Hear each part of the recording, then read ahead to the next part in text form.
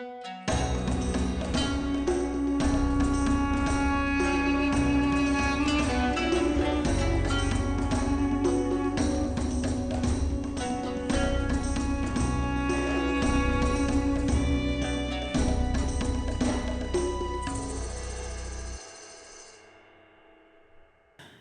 ad break time. I am proud to announce that the Beyond Solitaire podcast is sponsored by Central Michigan University's Center for Learning Through Games and Simulations. On October 1st, they will be launching a new series called Art and System, which will be headed up by Tim Hutchings. The goal of the series is to showcase indie games and to push the boundaries of gaming. The first games to go to crowdfunding will be a revised edition of Liam Burke's Dog Eat Dog, Anna Anthropy's Princess with a Cursed Sword, and Timothy Kleinert's The Mountain Witch. This is a fantastic initiative that I am personally excited to support. Also, if you want to help me keep the lights on over here on the podcast, you can support me at patreon.com/beyondsolitaire. For now, though, let's get on with the show. Hey, gamers, this is Liz Davidson from Beyond Solitaire. And this week on the podcast, I am super happy to introduce special guest Nigel Scarfe. He runs an organization called Imagination Gaming and works in a number of really cool environments.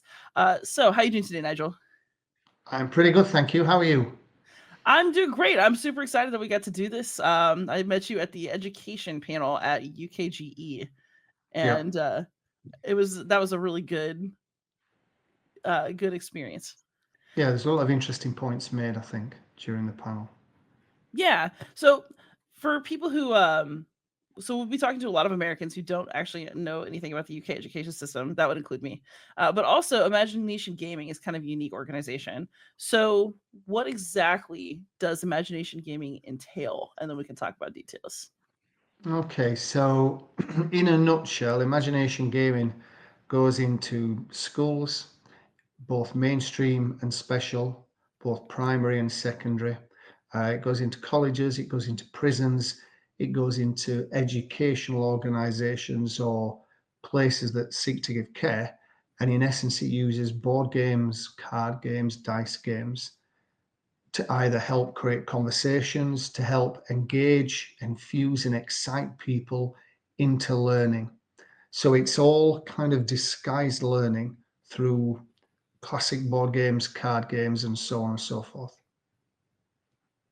So when we talk about encouraging learning, so what are like a couple of specific examples of what that might look like and the board games that you might use and how? So there's a vast array of games that we actually use. We have about probably going on several hundred, depending on age, ability, and outcomes that we're looking to do. But in terms of disguised learning, so what we are trying to do is when I walk into a class, for instance, the kids might go, "Oh, don't like maths, hate maths."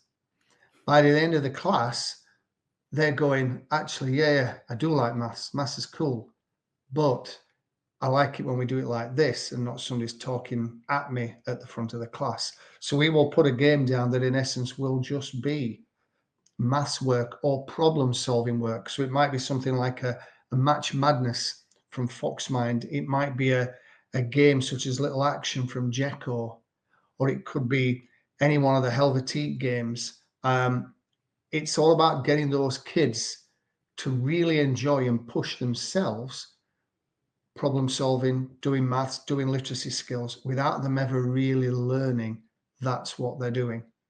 They're too busy having fun, they're too busy enjoying themselves to go, "Oh my days, this is brilliant. Actually, what have I learned?" And it's only that when we reflect at the end of a session that they go, "Yeah, actually, yeah, I've just realized that's all I've been doing is this or that." So it's at the heart of it, it's quite simple what we do. There's a little bit of sort of cleverness behind it in which games that we use and so on. But it's, yeah, at its heart, it's disguised learning, getting the kids to push themselves rather than me say, "You must do this, you must do that." The kids are going, "Nige, can I do this again? Can we do that again?" And I'm like, "Go on then." When all they're doing is just maths. So it might be for sale, in which they're buying and selling properties. Really simple, sort of straightforward game, but there's a lot you can do with it.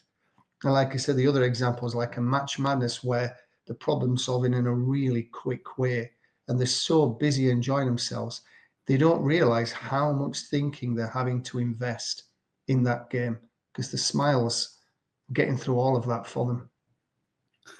So you've used the term a couple of times. I think it's really interesting, which is disguised learning. Is that Mhm. a term that you coined yourself, or is that like a more widely used term in educational spaces where you're working? I think it's that and some variations of it have been used for sort of many years. It's basically just saying we're going to get the kids or anyone, maybe a prisoner or whoever it might be, to learn without realizing they're actually learning. They're too busy focused on the positives rather than the negatives of, oh my God, I'm going to look daft. I'm not going to understand it. Da, da, da, da, da. They're too busy going, this is really cool. I'm really enjoying this. And as a result of that, they're pushing themselves to work out more and to think and to calculate ahead. So I think it's been used for many years, to be fair. It's not just us. So, imagination gaming has grown a lot in scope, which we can talk about, but it seems like it started out pretty small. So, what did it look Very. like at its origins? And how did it? What were those initial games you were using and problems that you were solving? Well, when we initially set it up, I set it up 17 and some years ago. And I set it up because I was a kid that had zero confidence. And I mean, zero confidence. I had no qualifications. I always assumed that I'd get everything wrong. Everything that happened would be my fault, blah, blah, blah, blah. But I recognized from an early age that things like Dungeons and Dragons, the Fighting Fantasy game books, and so on were having a real big effect on me in how I was suddenly finding myself at the library all the time, wanting books on Greek and Roman history just to add things to my adventures. It was just so cool. So that really stuck with me. And when I was going through various different jobs, and I always had a great work ethic, and I was fortunate enough to be recognized by different bosses and said, "Oh, this guy's it's all right. He works really hard." So eventually, my confidence levels grew, and I got to a senior manager role for a company, and I decided. I kind of woke up one day and went, "I know what I want to do. I know where my sort of passion is. This is my dream job." So I left that company and then had about a month just thinking and working out what's it going to look like. And eventually then we set up Imagination Gaming, literally just myself, the royal we. But the aim of that was simply to go into schools and try and encourage kids to be more social in how they went about thinking about things, do things together, bring them in, work on that side of it. And for the first 12 months, I literally lived out my bank account. I was doing everything for free just to try and prove that there is a value to this and to what we do. And obviously, over the course of that 12 months, people began saying, actually, yeah, my kids could do with a bit of this. This is really good. But as we started talking to schools and head teachers and councils, we began to see that actually they could do help with literacy or maths or the social side, wherever it might be. So the original games that we had were things like Chrononauts and Flux by Looney Labs. Fairly simple games that we could get a conversation started, potentially about timelines or potentially about, well, what's the algebra involved in a game of Flux? And there were some other games as well, all quite straightforward. Zeus on the Loose by Game Right was an absolute winner. We managed to get hold of Catamino by Gigamic, which is just a wonderful solo or two-player problem-solving game, ever so clever. And we started with this core range of games, but it rapidly grew into an awful lot more where we tried to solve some of the problems that schools were facing. How did you initially get teachers to take a chance on you in terms of letting you into their classrooms? At least in the United States, there's a lot of restrictions about who can come into a school, Yeah, how funding can be used in public schools, all yeah. those sorts of things. So, what were some of your like initial barriers to actually getting into classrooms with the people who needed what you were offering? All those, all the same. Money into the UK schools have been devastated in terms of funding. They've had swathes of monies taken out of them. Um, and obviously, when we go in and we still get it, sometimes you'll approach a head teacher and say, look, this is what we do. And he'll often say, why do I want you to come in and play Monopoly with the kids? And it's like, oh, it's not really about that. But when they see it in action, suddenly they're like, wow, okay, I get this. But it's that same thing of, because gaming it's now starting to cross over into a more mainstream audience. You don't have the same sort of concerns. They still may not necessarily understand what we will do with the class and how we work, but the idea of coming and teaching through games and learning is something that a lot of people are starting to take up in a classroom as they're slightly gamifying what they're trying to do with the curriculum. So there's a few more options there. So people kind of understand more what it is. In terms of funding, that's always still a problem. And it's down to us to persuade schools, how are you allocating your funds? Do you really need to renew a whole new suite of iPads? Or actually, is it worth doing something like this that is far more social and Right. interactive, that gets the kids thinking in lots of different ways? And once we put the resources in, we put the games into school often as part of it, but it's something then they can continue doing with little or no cost. So yeah, we still get certain barriers that we have to sort of get through, and I don't see that changing anytime soon, to be honest. But I think it's got a lot easier. We have far more schools approaching us now than when we started, where it was just hammering down doors. Please, please let me in. Let me show you what we can do. And like I say, often at the start, it was, I'll come in and do it for free. I'll just prove to you that it's worthwhile. And not everyone would. Some would, and some that did were like, wow, this is great. And there were a couple of schools that actually started working with us every week. It was having such an effect on the kids. So yeah, it's just, you've just got to be persistent. Actually, this kind of leads to a question I was sitting here wondering about. So you said that some schools you go to on a weekly basis. What does your relationship with a school or a classroom typically look like? I mean, can you kind of get people started with a 1 day visit? Is this something where you're kind of coming regularly in order to help the teacher reinforce something? And then how do y'all decide like what that program looks like? Obviously, it'd be different from school to school, teacher to teacher. It is, yeah. I think it does vary massively. So whether it's a mainstream school, whether it's key stage one, key stage two. So you're talking, I don't know if you have key stages over in the US, but We do it's not. from Yeah. basically years 3 to about 7, then 7 to 11, and then above that for key stage 3. So depending on where we're going, changes the sort of outcomes we're looking for massively. So if we're working in a secondary school, the majority of work we do is engaging the disengaged, engaging those kids that go, school sucks, I hate school, it can't do anything for me. And it's about trying to re-engage those kids into some sort of learning and getting them to see the benefits and application of simple maths or literacy skills.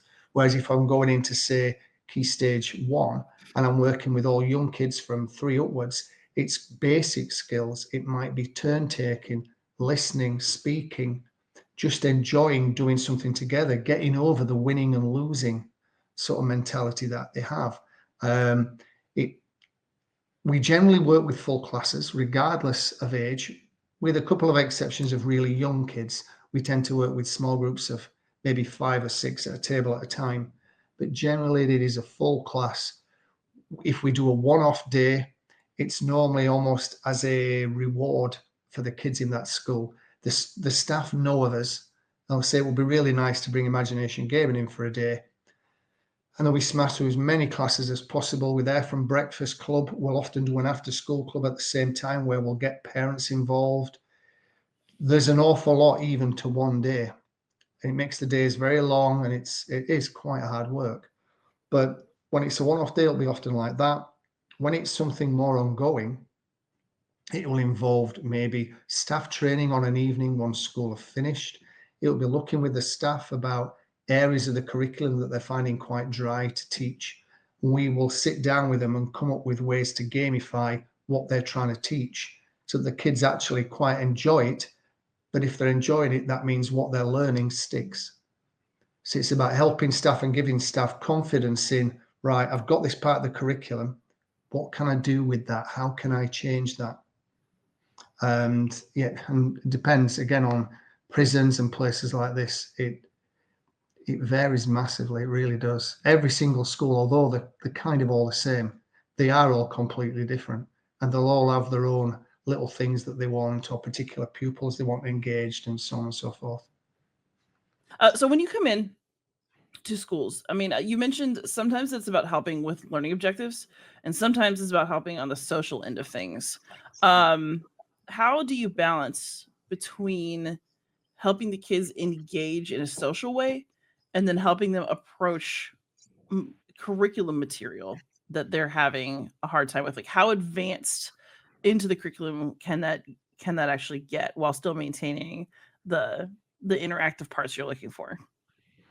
Well, as of right now, the curriculum is more reinforcing certain core curriculum skills like basic mental maths, and it might be probability, that sort of stuff. It's not specific curriculum points. We are actually working on the entire primary school curriculum. We are gamifying every single aspect and designing specific games or looking for specific games that will teach X and Y, but still in a very engaging, fun way. Because of the nature of board games and card games anyway, they are all quite social in nature. So even if we're doing a real focus on the curriculum stuff, it is quite social. The difference being is if we're really looking at the sort of PSHE side of work, the sort of social emotional side of kids learning and development, often the games we will take in will be all, say, cooperative in nature, although we're much lighter. The competition we tend to steer away from a little bit if it's that sort of day, and it's more problem solving that they can do together, or very very social games in which we can involve, say, 8+ players. So they're just constantly having to work with larger groups and be patient and wait for their turn and know when to speak, all while having a laugh. And we're very, the banter that we have in our sessions, we're always taking the mickey out of the kids. Obviously we're quite guarded where we, there's only so far we can go on certain things, but we're quite good at maintaining that balance, and the kids absolutely love it. We're very very strict as well. We are, when we go into any class, the first thing we'll make it absolutely clear is you're here to work. If you're not here to work, you can leave now. But the kids see this big box of games and go, oh my days, what's all that? They can't wait to play. So we make it really clear that you need to understand these are the rules for this session.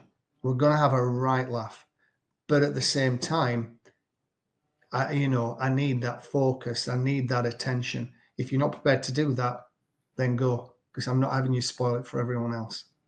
But we always get all the kids always stay. And as soon as a kid does something that's kind of worthy of real praise, so I just saw what you did there, girl, with that little bit of working out. That is brilliant. Loving that.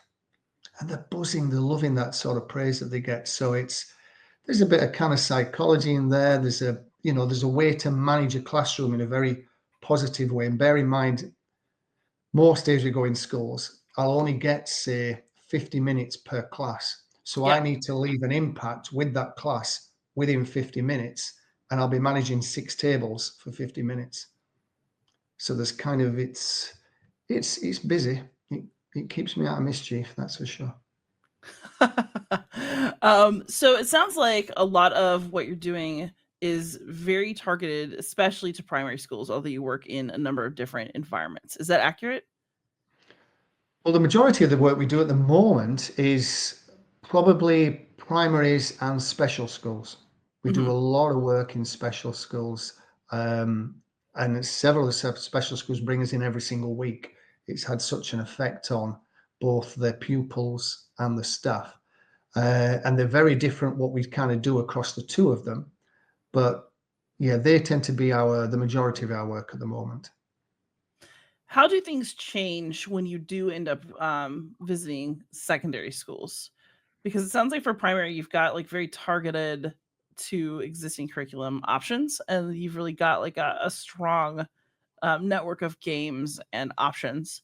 But then when you go into a secondary school, you know, the kids are often beyond mental math, or at least technically they're supposed to be, and the curriculum's pushing them that way. So how do you handle that shift in gears in that environment? Well, the nature of what we do in secondary schools is quite different to primaries, in Mhm. that the majority of time they don't want us to come in and work with the class.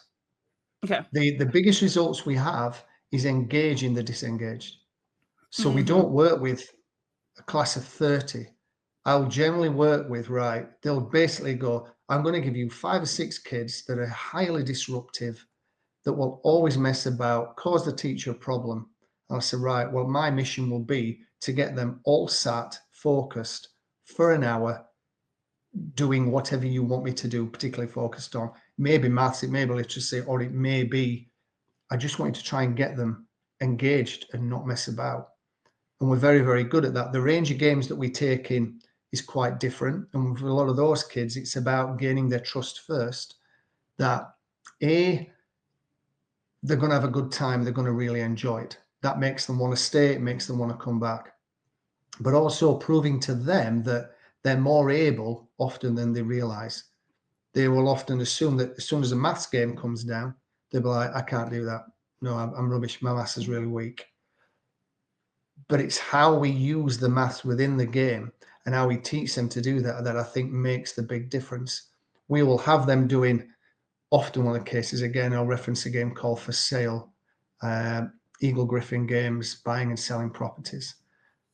We'll get the kids to do a profit and loss account as part of that. And we will never say that that isn't part of the game. We'll always make out that this is the game. And you have to record, what have you bought it for? What have you sold it for? What profit have you made? Total all your profits. So add any monies you've got. And before you go, by the end of the game, you're saying to the kids, you realize you're doing kind of what an accountant does, but you told me you sucked at maths. So how have you done that? If you're so bad at maths, how have you been able to do that? And it's just about what those kids don't want is somebody stood at the front of class talking maths at them, because they're not good at listening like that. They get really Yeah. bored really quick. They're hands-on, they want to be doing rather than listening. And we're very, very good at engaging groups of these students like this. And it's often how we teach the games. I think that's the big key with anything. It doesn't matter whether we're working with a kid that's 3, a kid that's 9, a kid that's 15, a guy that's 40. It's how we teach is, we never talk down to them. We talk to all the kids like the young adults. We've always got loads of banter, but we've got boundaries to everything that we do. And I think they really appreciate that. They really like how the sessions are sort of run. But in secondaries, yeah, it's all about engaging the disengaged. So how do you go about gaining the trust of students who have been reluctant so far? I mean, I can absolutely see a teenager especially being like, "Games? I don't like games. Games are stupid." Like, how do you Yeah. get them to take that first step? Well, there's always one or two in any venue. So there's a venue that we do quite often where, like I said, we're going in each week. And the very first time I went into one of these places, one of the kids strode straight down the corridor and I says, I don't effing like you. I don't like your games. I don't like you. To get out my effing face. And I just went, dude, that is an amazing t-shirt. And then I carried on down the corridor. And I could see he just sort of, in the corner of my eyes, I turned into the class. He was kind of looking as if to go, what? What just happened? Now, by the time I get to his class, I know that, right, okay, I'm going to have a job on in this place. So my first thing is, we never take games that are anything to do with learning in. We take games that I know are going to get these kids laughing and loving it. So I will take in, say, a Jungle Speed. So Jungle Speed is a snap type game. If there's a match, you grab the totem pole in the middle. So it gets really all over the place. The totem pole's flying around a classroom. The kids are laughing their heads off. So before they know it, this kid's come back in the class. He's seen all his mates laughing their heads off, having a great time. I'll be taking the mickey out of kids. I'll always pretend to be really slow at the beginning. And as a match comes up, I've grabbed it really quick. And the kids are like, what the hell just went off then? And I'll just look at them and lean forward and go, I thought you'd be quicker. And then we carry on, and the kids are like, who is this guy? But they're so busy laughing. And then I'll be like, when they do something that's really good, I'll be the first person again to point out, yes, you were right, fella. There is no match on those two cards. That's different, isn't it? Well seen. And you can see them just buzzing off those little things. And obviously, my mission is get them to trust me that the games are not babyfied. They're all going to be games that they're really going to enjoy if they engage.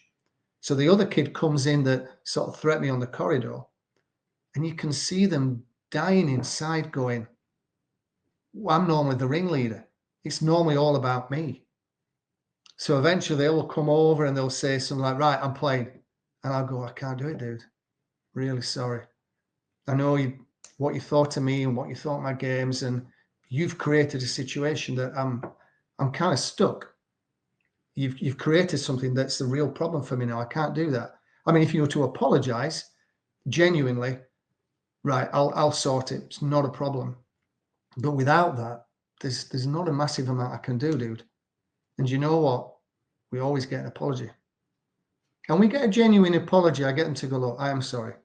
Cool. But as soon as they sit down, I kind of change the game. So I'll say to the lad who's saying, hey, I tell you what, me and you will take your mates on. Right, we're going to do it like this. And suddenly he feels like he's got a best mate. Mm-hmm. And he's like, oh my God, I'm loving this. And we'll so on, and that this sort of class will progress like this. It's about watching for signals, reading body language, understanding how are these kids feeling. He's looking a little bit nervous. Let's make sure he's going to be okay. Throwing some really positive banter across. This kid's really cocky, right? I need to take the mickey out of them a little bit and make sure that the kids are laughing and just always balancing it and so on. But we always make a point that at the end of the session, the kid that was very aggressive at the start, I'll say to them, hey, fella, just come here 2 seconds before you go. And I'll just say to them something like, do you know, you could be the best sculptor, the best musician, the best artist in the world, and you'll never know. Because what you do is every time a door opens up in front of you with an opportunity, you firmly close that. And you're feeling that, oh, that's me being strong. And it's the exact opposite. That's you being weak. That's you being scared. And what you've got to do is walk through that door. And if you'd played the game and go, do you know what, Nigel? I don't really enjoy this. This is not my bag. I'd go, do you know what? Completely get it. I understand. But fair play for giving it a go. And so on. So we try to leave these positive messages. We just try to be a really positive role model. And I think what you've got to be when dealing with these kids is you've got to be able to kind of think on their level. You've got to be really funny, really sarcastic, really cutting, because they feel like actually he's not somebody that's talking down to us. And it's quite difficult to do that. And in the next moment, right, I need to go into this head teachers meeting and speak like this. Then I need to be working with parents. And it is about wearing lots of different hats, what we do. And there's a real skill to that. And not everyone can do it. But if you can, and you see the difference it makes the job so rewarding. I absolutely love what I do. Every day I wake up, I cannot wait to go to a school. I might be seeing familiar faces or unfamiliar faces. It doesn't matter. It can be very rewarding, if very hard at times. So there's actually something that you bring up that I want to touch on because it reminds me of my own teaching style when I was in the classroom. And also something that not everybody understands or agrees with. So you mentioned like kind of taking the mickey out of kids, bantering, and on my side of the pond, we refer to it as roasting. I liked to just Mhm. kind of, gently roast the kids. And I could, of course, take it Mhm. back because it's not fair to tease somebody Yeah. and then not get it back. But it sounds like we're on the same page, but I was often told early on in my teaching career, like, you shouldn't be sarcastic with the kids.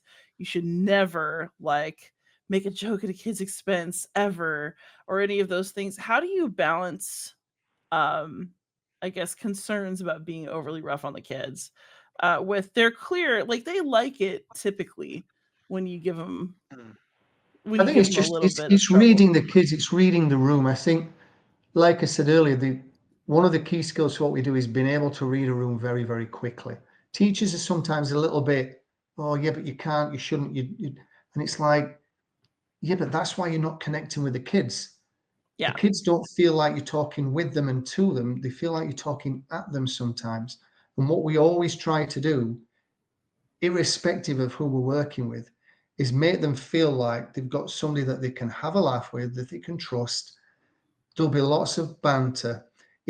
I need those kids thoroughly enjoying that session, because if they do, they'll remember the things that we try to teach. If that session is bland and boring, I will guarantee you now, they won't remember anything. Why would I remember? It's like, whatever, just, yeah. They're not really listening. We want them to do it. So if that banter and that roasting, in a way, keeps them listening, because they're always listening. What's he going to say next? What are you going to say next? And it's that thing where they'll say, right, we're all going to pick on Nigel. We work in some of the venues where quite a tough venue to work. And we set up an after school club at this venue, and they don't have many pupils there. It's a special school for real behavioural issues. And I used to do an after school game session once we finished going through the different classes. And all the kids at the end of the session that come to the session would sit down around this big table. And I'd always say at the end of school, right, guys, I might just nip to the toilet. Can you just sort everything out for when I get back? And they will always love that bit. Yeah, well, we're on it, Nige. And by that time I get back, they'd rearrange the tables and chairs. So everyone was sat around. They got the game out. All the cards had been shuffled and distributed. And they'd always say, Nige, you sit there. I go, okay. And this happened like every week. And then they'd say, right, Nige, the person on your left, they're going to go first. And we play something like Dungeon Mayhem. And the kid on my left would play a card and go, right, I'm going to do this, attack Nige. Then the next kid would do something, go, right, I'm going to attack Nige. And before I got a turn, all the kids had killed me.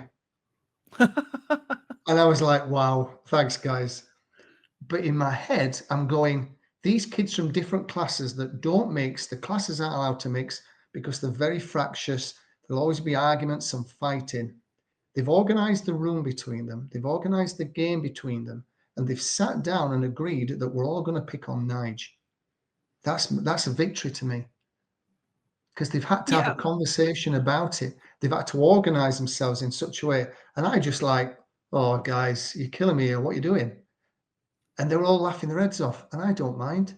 This is just a game, isn't it? But I'm going, do you know what? I've achieved them all working together, talking without really trying. And that's partly down to the banter. Obviously, you're going to be very guarded with somebody that, if somebody's a little bit nervous or fragile, the whole approach is completely different with those kids. It's knowing when and how far to push. And if you're unsure, we don't push.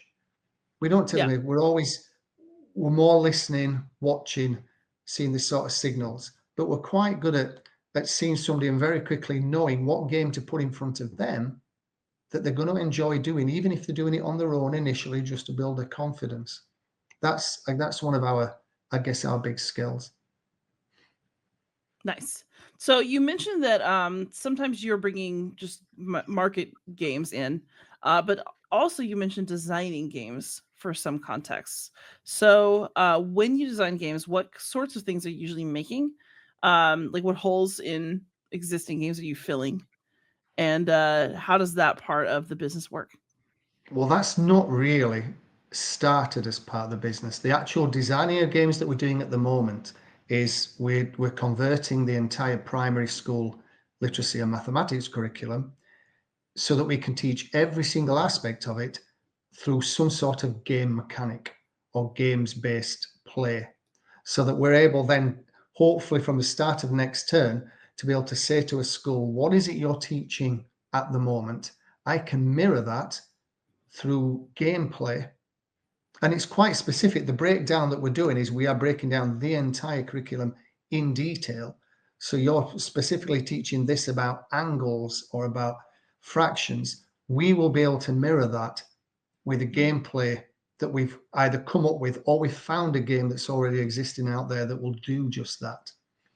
And if we do, because the kids are then applying what they've been taught, that then will stick much easier than if it's just been taught at them as such. They've applied it, they've seen how to use it, and seeing the benefits of it, if you know what I mean. Yeah, I do. So are you part of the game design work yourself? And if so, did you ever see yourself as somebody who would design games? I'm always designing bits of games, so I like being a complete nerd in my spare time. I'm always playing DC Deck Builder, a game that I love, and I've designed 5 or 6 different expansions purely to get the crisis mode of that game to be far more difficult. I love a challenge. I don't care whether I win or lose. I just like the challenge and trying that. And I like if I see a game that really interests me. I love figuring out how does that work? What's the breakdown of the cards? Oh, it'd be interesting to do a game that'd be something like this. So I've got hundreds of game ideas that I've kind of jotted down. It's just getting time to finish any of them that's my biggest hurdle. But yeah, I think when it comes to the curriculum side, we're looking at getting a few industry people involved to say, right, here's this curriculum. How can we design a range of games that will teach that? But then obviously there's that other side of, well, how do we do it in such a way that if you've helped design this, where do your rights lie within that game design? How do you go about doing this? So there's some hurdles on that front to do. But yeah, I love designing bits of games and breaking down games to figure out actually how does this really work. So it'll be different with the curriculum stuff, but yeah, I love doing that. So you mentioned that in a lot of cases, especially for students who are a little bit resistant to school, that you're bringing in games that are not explicitly educational because you're trying to kind of focus on the fun side of things. So when you're making games that are explicitly pitched towards part of a curriculum, how do you make sure that you're keeping the fun? Like my students always kind of knew if you're trying to give them broccoli covered in chocolate, if that makes sense. So how do you stay out of that pit trap? But look, I think ultimately it's just down to that is if I'm looking at designing a game, I am really honest and go, does a kid want to sit and play this? We run our own game awards. At Imagination Gaming, we have our Family and Education Game Awards.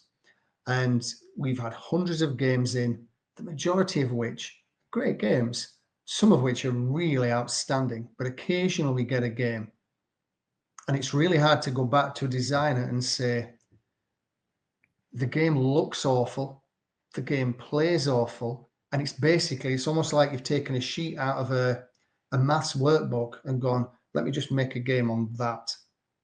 Direct. There's no flavor to it, there's no theme, there's no fluffing up or anything. It's do that, add that equals that. Right, well, that's your game. It's not really a game. So we're quite harsh with ourselves. And the fact that the first thing we say is, who'd want to play this? If you don't want to play it, scrap it, start again. If it's not something that's going to be fun, it's not going to do the job. It's getting harder and harder to get kids to sit in a classroom and want to listen. Yes. We have a range of teachers, for example, to digress slightly. I think there's a lot of teachers in the UK that are coming into teaching expecting the kids to listen and are going, what the hell is going on? And kids are going, oh, I don't like it, school. No. And we used to go into a school, and when we first started, they say that child in the corner. I go, yeah, he's SEN.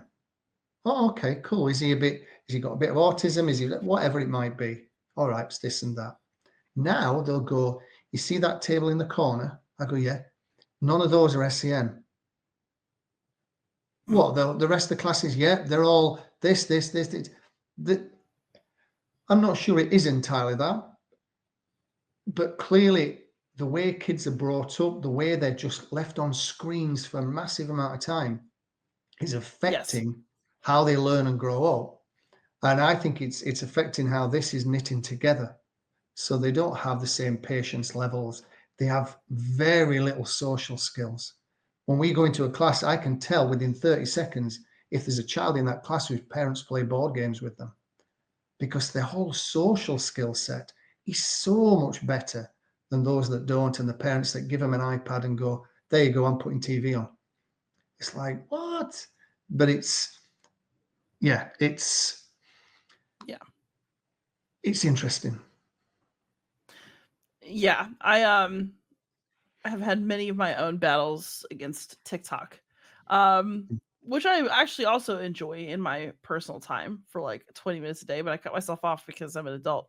But like it is I feel that I really had to work to get my students to put the phones down Mm. and want to be in the classroom. It's so hard to compete with apps and with, just an entire device that's designed to keep them connected to their friends, but also to the dopamine hit of like the constant reward cycle of likes, comments, attention. Um, it's a tough battle. And it's a battle that in a way we shouldn't have to wage, but it's people have, I guess, phone companies and computer game companies have said for so many years, oh, they're so beneficial in this way and that way. No, they're not really. You'll survive without those. And there's no thought required. They're just easy. You just there's no real thing to it. It's so easy. And when you sat around a table with a group of people, for some kids, it's like it doesn't make sense. We have a lot of parents, for example, that will say, "Oh, we always let him win at home." I go, "Please don't do that. We always let them win. Yeah, but it's easier. You don't understand. It's easier." And I go, "No, I do understand. But what I'm saying is, you almost need to have that fight early and get it out of the system. Because Yeah. when we sit down at a school, if a kid's been allowed to win all the time at home, he thinks he's winning. She thinks she's just an amazing gamer. But they Yep. start playing with their friends and they get absolutely smashed. And it makes no sense. How can I'm beating adults at home and here I'm losing to my peers? And they get really frustrated.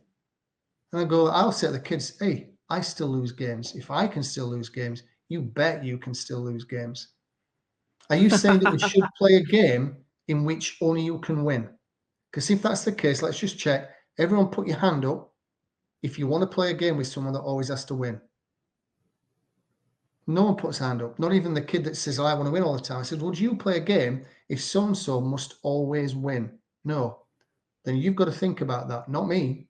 You need to think about that as a little young adult. What does that mean? And you've got to look in the mirror and go, actually, maybe that's not fair. But when you do win, it will feel so much better. But ultimately, we don't play the games really to win or to lose. We do play competitive, but with a lot of the games, we don't actually play them as they're designed out the box. The majority of games that we play, we'll take out rules, we'll add bits of rules, we'll change the gameplay because we know this game's going to do this, but actually we need the session to do that. So we need to add this or we need to remove that because these kids aren't going to like it and so on and so forth. So Right. it's phones don't help, screens don't help. I know some schools over here are talking about banning phones or getting them all handed in. Absolutely, they should. And anyone tells you that they need a phone, then don't believe them. They don't need a phone. No one needs a phone. The world will keep spinning if you don't have a phone, particularly at a school. Yes. I was always telling my students, your mom doesn't need to text you, she can call the office if it's that important. They'll bring Yeah, a message. yeah. Um, but I'm actually very interested in this kind of house ruling, school ruling games out of the box. So, what are some notable differences in games that you play from their published versions? I think the majority of sort of rule changes that we'll do is we will change the game slightly so it's almost more cooperative in nature. So it might be Okay, yeah, something as simple as rather than whoever finishes first wins this. Say, I'm going to give everyone around the table 1 minute to solve that. If you all solve it, everyone gets a point. If you fail to solve it, no one gets a point. We move on to the next one. Because I want to hear the kids encouraging each other and yeah, suggesting things to each other. I want them to talking to each other about how to get better at doing what they're doing. Obviously, we give them tips and advice. We tell them how it all works and how to do it. But sometimes competition's really good. Other times, depending on who we're working with, we just don't really need that sort of competition. We need that cooperative play, all heading towards the same goal. So often it's that, and then with some other games, we will take out rules that for a child will just be confusing. There are certain games where there'll be a mechanic that I can understand why the designers put it in there, but in the context of a classroom and just a kid trying to understand it, it's just going to become more confusing at first. So let's just take that rule out. And we've had people come to work with us, and we've often found that some people that want to work with us are gamers because they go, "Oh, my days, I've got a job where I'm a gamer and I can teach games all day. That's my perfect job." But what they don't quite get is that it's not about the games. It's about the results. It's about the kids or the people that we're working with. That's important. And we've had people come up to me in a class and go, "Nigel, the kids are driving me mad." And I go, "Why?" They go, "Right, we're playing this. We're playing ink and gold. The rule says this, and the kids aren't doing it." I said, "Well, which table?" And they'll go, "This one over here." I said, "That table over there with all the kids. That's I can see they're thinking, they're talking with each other, working stuff out.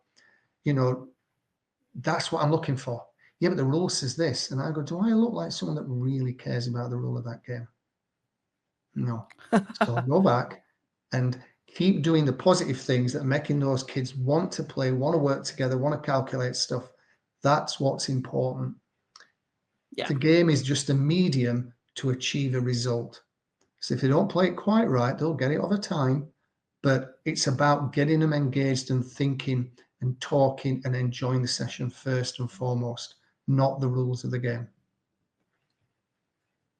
Makes sense. Okay, so you've mentioned a couple times, so we've talked a lot about kids, but you've mentioned a couple times in this interview that you also work in prisons.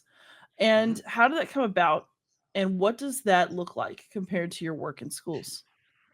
It came about initially from a lot of this, a lot of our work sort of comes from this. I'll be doing a presentation or a talk somewhere, or someone will see us at a session or a big Comic Con or game event, and they'll have turned up with their family, and we will teach them a particular game. I'll say, "Hi guys, how are you doing today? What sort of game are you looking for?"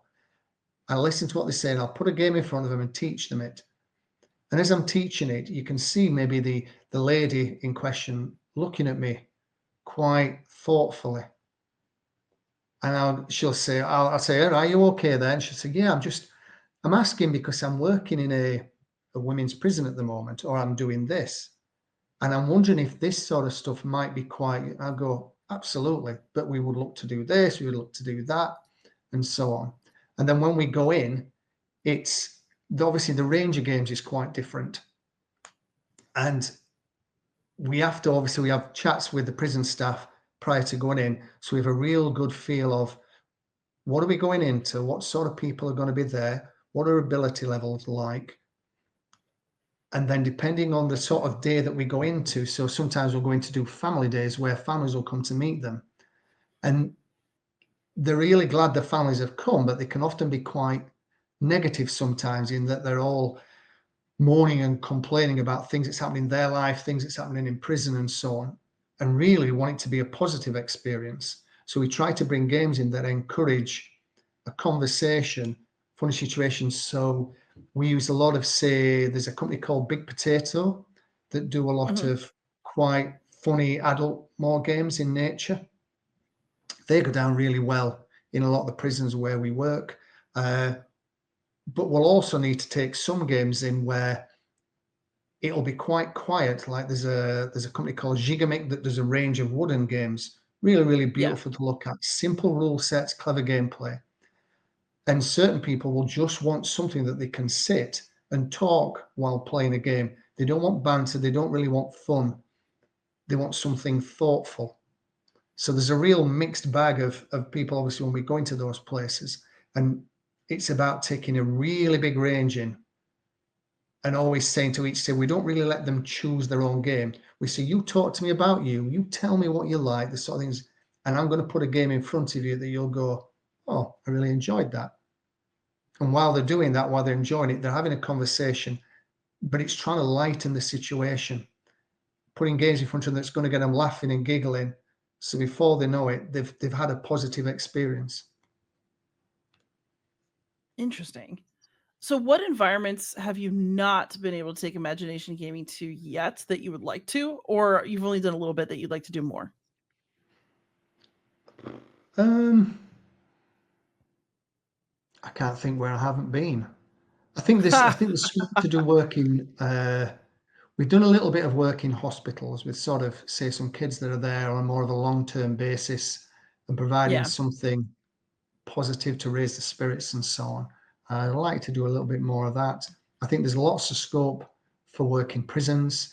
I want to grow the company and start working, whether it's in the US, France, or wherever else, is using games-based learning in the classrooms there to just help on the whole academic side, but also the social side, the cohesion side, because there's some real problems in the world at the moment.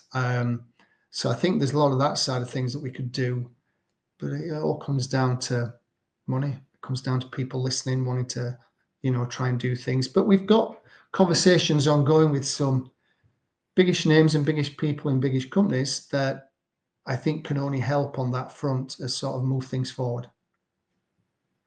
That's really, really exciting. So obviously you want people to hire you if they want some kids in the classroom, but for people who just want to like do a little bit of gaming to improve social cohesion, especially teachers, what do you recommend that they try if they've just really never gone here before?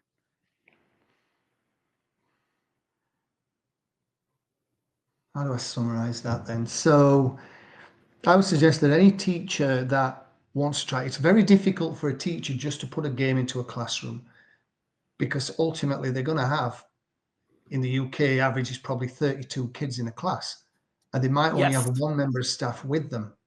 So if you imagine that 16 kids per member of staff, that's really difficult to sort of manage. And the biggest hurdle is getting people to be confident in games. One of the things that we always put across when we're working with staff and we put in a games pack, the biggest hurdle is getting the staff confident enough to know the game well enough so they can go, right, kids are going to play this. It's bang, bang, bang, bang. You do this, you do that. Right, you're off. Go type thing. Maybe not that quick, obviously, but you want them confident and quickly to go, no, kids, no, it's not that. Remember, it's 5 cards. Right, try again. And they're off. That's quite tricky, and it's hard for a teacher to do that. It's almost easy for a teacher to take in one game, get 6 copies, and have each table play the same game at the same time. They're only, in Yeah. essence, having to explain one rule set. With younger kids, I'd always say find cooperative games. There's some lovely Gecko and Logis games out there that are just wonderful. The kids absolutely love them. They look the part, but the kids are generally working together for a lot of them, and they love that. They really enjoy that. As you get into slightly older ones, you want in sort of top end of primary school, you want in games that is a little bit more competitive in nature. And there's a whole range of them. Like I said, there's Match Madnesses, there's Zeus on the Looses, and some of the Game Right games, Rat-a-tat-cat, that we use quite often. That takes a little bit more thought, but is still quite straightforward to do. When you get secondary schools, again, that's really difficult because often the people that are working with the kids that are disengaged are not the sort of people that will pick up a game. They're lovely Right. people. They all want to make a difference, but they're also that demographic that you go, they are the last person that will pick up a game Mm. because they don't see it necessarily as cool. They see it as that's going to be tricky, complicated. No, I don't play games. I haven't played games since I was 5, sort of thing. And sometimes you Yeah. don't want that. You need somebody you need confidence, whether you're in a primary, a secondary, or a prison. What we always try and do is project confidence. And the kids, one of my phrases when the kids come into school and they go, "Morning, sir, how are you?" I always go, "Powerful, feeling powerful." And the kids are like, "Whoa, whoa, what's that about? Why powerful?" And I just go, "Powerful." And we kind of do that. And it just intrigues them. They're like, "Whoa, what does that mean? Why is he powerful?" But we try and do that. And we try to have a level of charisma. When we speak, I want the kids to want to listen. So we Yeah. project that. If you sat quiet at the back, things, all right, children, are we all ready? It doesn't work. You've got to really be able to project your voice and get attention really, really quick. Once you get attention, you can hold it. But if you're quiet, you ain't ever going to get it. And then try teaching in that environment. It's an absolute nightmare. So it's again, often it will come down to how you teach and how you are in front of the kids. It's so important. Same in a prison, same in a secondary school. It's if the kids see you as boring, not interested, once they switch off, they're not going to pay attention. It's going to be twice as hard to get them back. You have to be Yeah. a little force of nature in front of whoever you're going to play and know, your ebb and flow in terms of, sometimes we'll always get down to their eye level when we speak with the kids. We'll always talk to them like the young adults, even quite young ones, which they find quite funny. But it's down to how you are with the kids that makes the biggest difference. Yeah. I mean, that tracks to me. You are somebody who brings games to the classroom because you yourself love games. So, just sort of like a softy question as we approach an hour. What games are you playing right now that you really love? Well, I have my little sort of like cabinet of bits over here. I don't really play many games. I used to just have hundreds and hundreds of games, and I've kind of stopped myself to a point. I won't keep too many games in the house, but I love Cryptozoic's range of games, the DC Deck Builder, and that Cerberus game engine. I love all the legendary games from Upper Deck. Huge fan of those. I really enjoy Villainous. Um, I find that quite an easy one that I can just sit and chill with people and have a laugh. But I kind of limit myself to those sort of games. People will sometimes bring them round, but I tend to like the legendary and the DC deck builder because we can play them cooperatively. Nice. And I really enjoy that. I found the more and more I've gone into schools, the less competitive I've become. I can play well enough a game if I sit down and put my sort of mind in gear. But I really enjoy just the company of people and the banter that you have when playing a game. I don't need to win. That doesn't make any difference to me. I don't want to play any game with a group of people where it takes somebody 15 minutes to take a turn. I'm like, Yeah. no, not interested. I'm not here to watch you take 15 minutes to play a game. I know some people love that. That is not my bag. I like playing games that are themed, fun, cooperative, and that I can almost do it on autopilot. I've been playing games all day with this school or this prison. I don't want to come back in and do something that takes a load of brain power because by the time I get back in from the school, I'm kind of like, whew, that was a long day. But yeah, so there. I mean, that's legit. Okay. And then if people want to find you online and follow your work, where do you like to be found?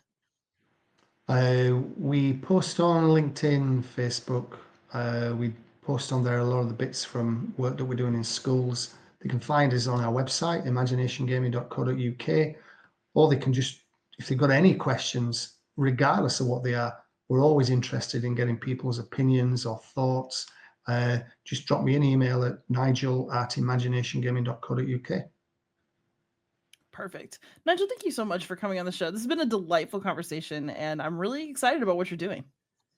My pleasure, and I think there's lots more that we can do. I think I think it will reach beyond the UK. I think there's more we can do further afield, and we've only just scratched the tip of the iceberg in the UK.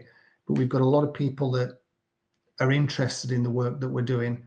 So I'm really hoping that we can grow it, do more, affect more people. It's hard work, but I love it. I hope that it does, in fact, to go further because it sounds great. All right, everybody out there, I am Beyond Solitaire everywhere online because I'm terminally online. So please like, subscribe, comment, ask questions, and most of all, happy gaming.